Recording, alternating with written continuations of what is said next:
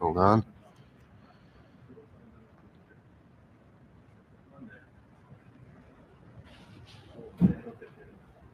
Something is live now. What can I get you? Do you have a few of these? Yeah. Put them out there. Those are small ones, right? Yeah. They don't have the sockets at the back. Right. Can you hear him? Tell Nashville we need, please, more of these copies. That's good size. Yeah, it's a great size. Like in between. Yeah. So that has them.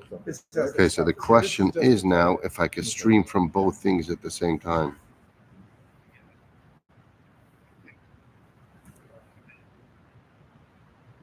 Okay, one sec. Start, I'm just going to wrap up something to talk. Rabbi Nachman Fries, sorry, couldn't make it, but he's watching you. Okay. He sees you live. How do you tell us when we're waiting for your... Okay, let me hang up the phone. Here we go. You have the link to share with anyone?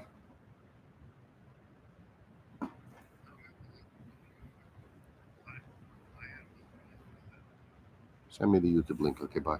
Good to go? So you tell us when we're ready. The only thing I wanted to connect to was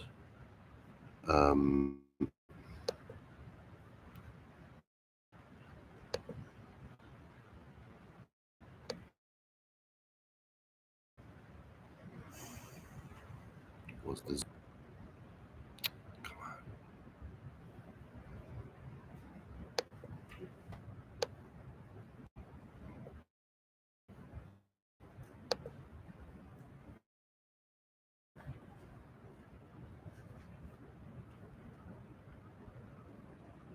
It's interesting how it's.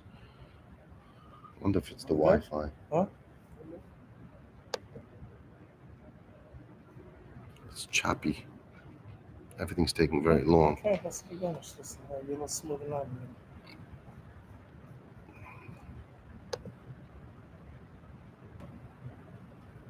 So after this year, we'll set up your thing to make the Wi-Fi. It should lock in next time automatically.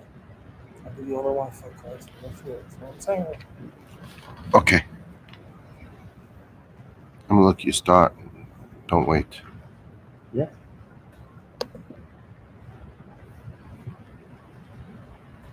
It's me. You start.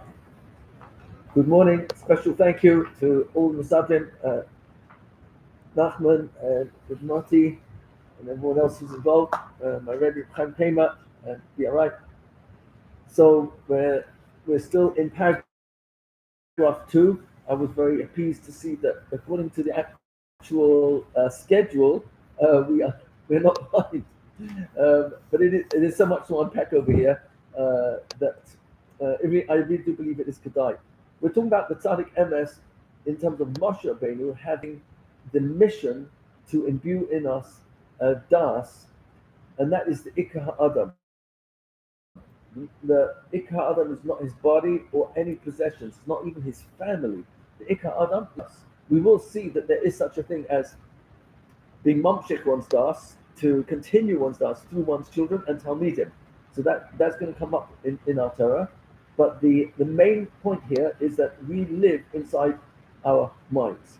What's really kind of ironic about this is that the physical body dies, is buried, comes back at resurrection at Tchias HaMesim.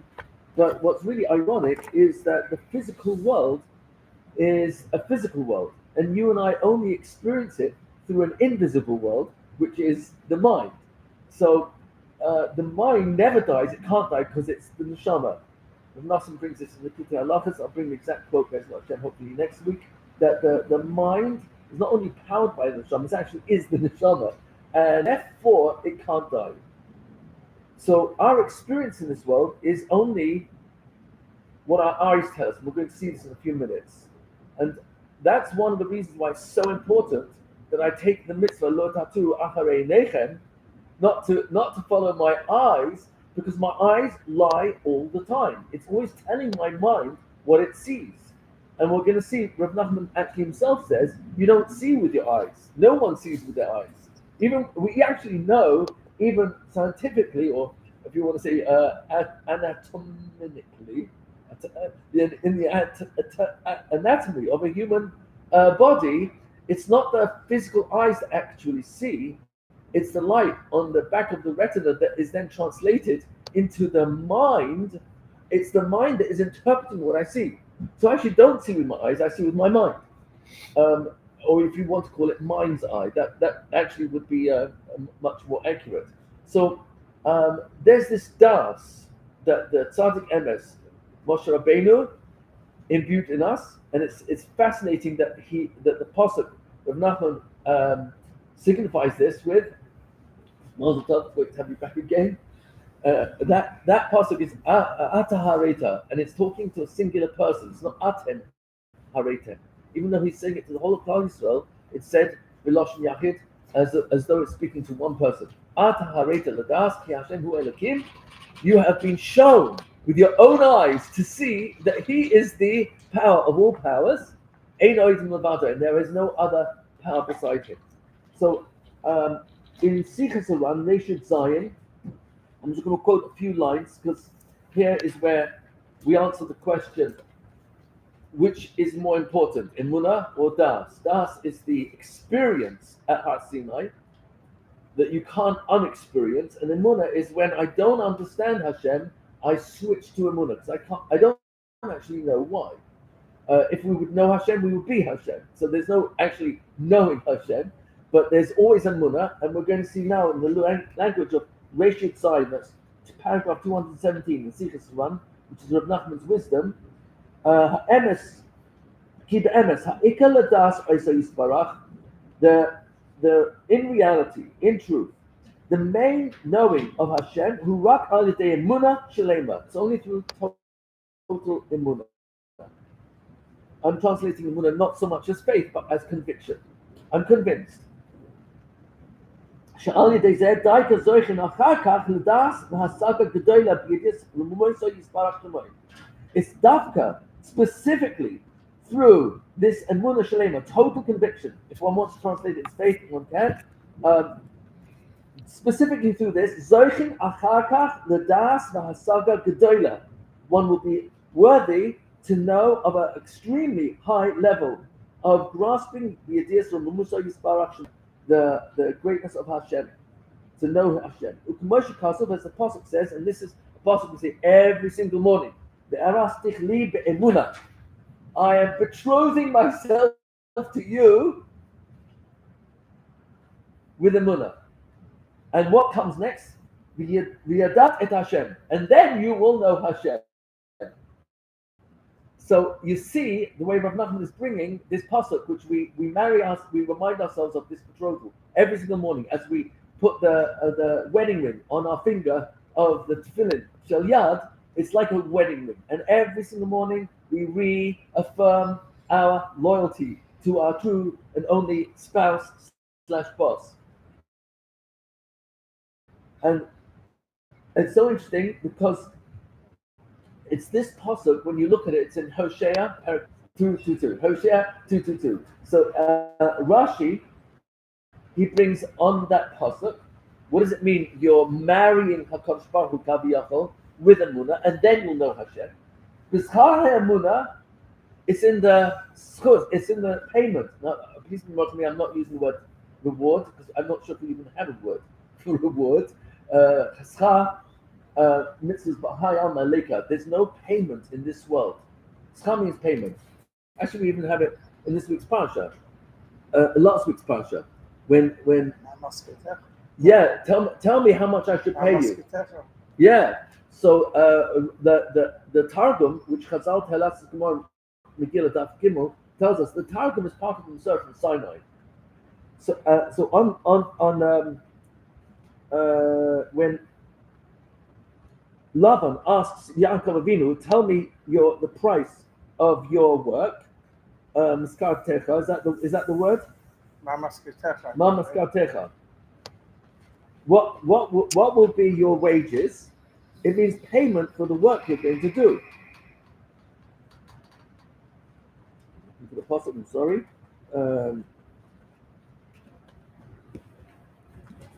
And what's the type in the Targum? The Targum is agra. Agra is not reward; it means payment. Sorry, it's payment. It's a salary. How many times did you get a paycheck and you said thank you for the reward? It's not a reward. I worked for this. So the reward, that's bonus. That's in Olam HaEmes. Olam HaZeh, there's no place for that. Okay, there is such a thing as the time getting paid in their currency, which is they believe in this world. So Hashem gives them the schar, the payment of what they want, which is not Olam Haba. They're not interested. They don't even believe in it.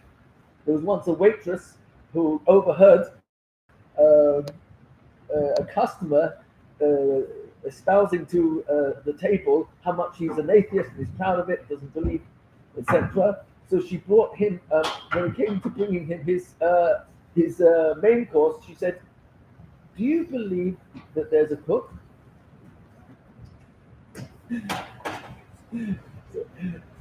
All the evidence points to there's a designer, but all of a sudden, now he believes there's a cook. You never met him. How do you know there's a cook? Well, how did this come about? So, how do we get onto this? So, schar really means payment. So, it comes on Rashi. It says, "The schar emunah, for the payment that a Jew has certainty.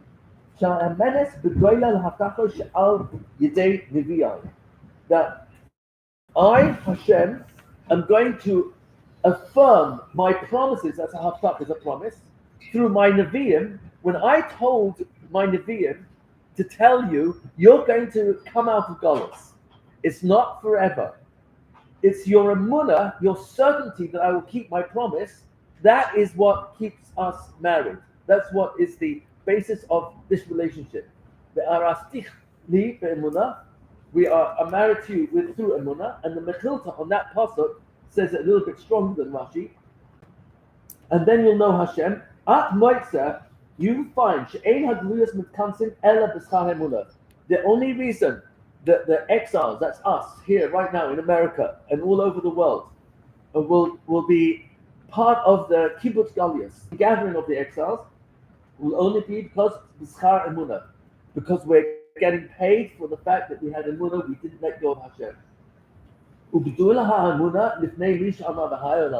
Emunah is so huge in the eyes of the one who created the earth, who said and spoke and created the earth. Because it's in that schar, it's in that payment. Yisrael sharta aleim ruach hakodesh va'amu shira. The only reason when we came out of the Yam Suf that we all collectively, it's the only time in world history, the entire Jewish nation was to the highest level we ever came to, and that was a level of ruach hakodesh and nevuah, and that was all because the Yaminu Bashem of Moshe Avdoi and his Tzaddik Emes, Moshe Rabbeinu. That led us to then say, Az Yashir, Az then, meaning that because we had emunah, we came to the song and we sang Az Yashir. So what the Mechilta is saying, the only schus we had to get to this very high level of Ruach HaKodesh and Nevuah, to be then able to sing the song, is because of our emunah. So the Arastich Li Be'emunah, the Yada Hashem. Revelation, so Sichas Ram, in Sichas Ram, Reshit's Hilchas Yerodea Gilul Hazaken from Likutei Halachas. Actually brought, I'm going to skip it for now, maybe another week. So Sham Mavua Hated, we must explain that over there in those halachas in Halachah Gimel, I've explained very clearly Sheikah Yediyah, who al Demunah.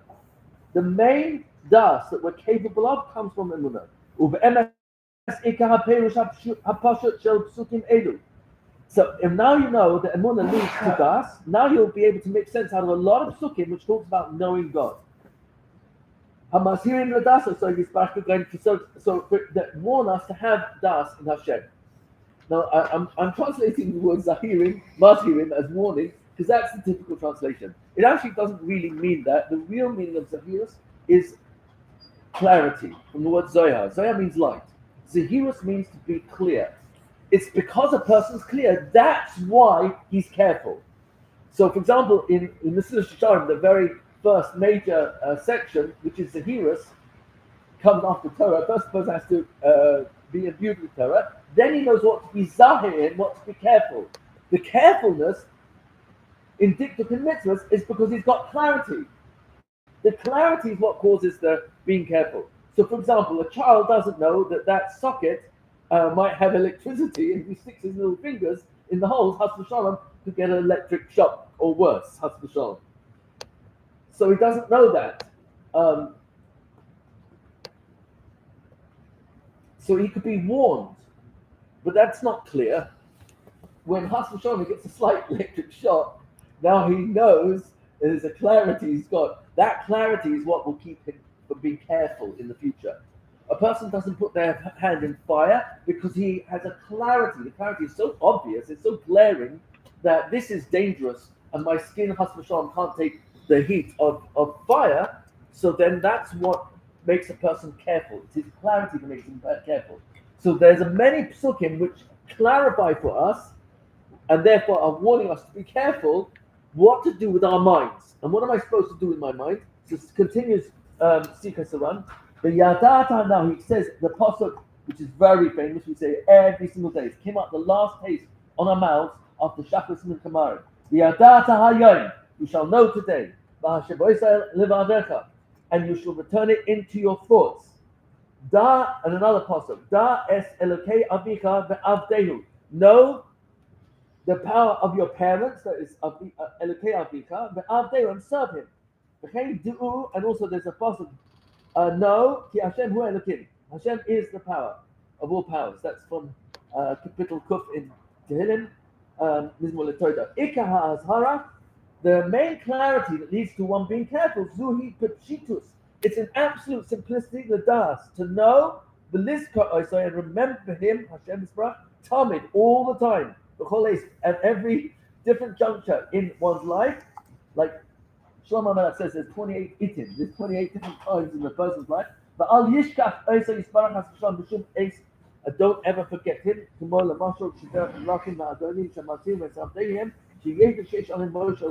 Like you find by kings, they would have their closest subjects wearing uniforms and emblems, flags, all sorts of paraphernalia, thank you, that will enable an outsider to notice, oh, you're the king's subject.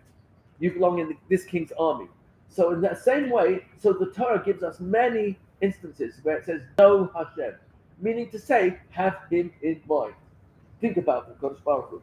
B'chol derachecha te'ehu. That's a pasuk from Mishlei, Perek Gimel pasuk Vav. In all your ways, b'chol derachecha, in all your ways, eating, sleeping, walking, talking, intimacy, all your ways, da'ehu, recognize Hashem, acknowledge Hashem. So what this Reish Yud Zayin in Sichas One is telling us, it really is born from Emunah. Emunah is really the starting point, and Emunah means conviction. Conviction is, even when I don't understand, I'm certain that Hashem knows what He's doing. So please be welcome if I borrow from the physical world of science. Electricity was discovered, or you can look into the history of it. But essentially, the one who really popularized electricity and really enhanced it and made use of it was, of course, the inventor of the electric light bulb. He knew about electricity and people before him as well. But in the late 1800s, he invented the electric light bulb. And electricity is something you cannot see. You and I can't see it. Essentially, you cannot see electricity. It's invisible. You see its effects. You can see it through an electric light bulb. You know that is electrically powered. You also know that a toaster is hot and it's electrically powered. So you experience the effects of electricity, but most of us are not electricians or physicists to be able to explain exactly how the electrons flow that you cannot see but are there. So even if you and I don't see it and don't understand how I press a switch and that turns on the lights in a huge hall, but you're convinced there's someone out there who does know, and you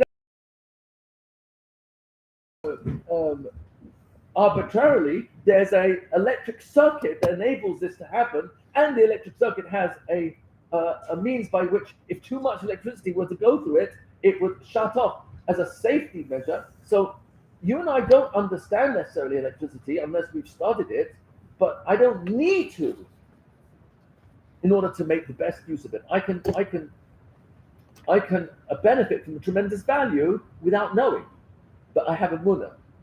And so the emunah is not blind faith, it's conviction that someone does know.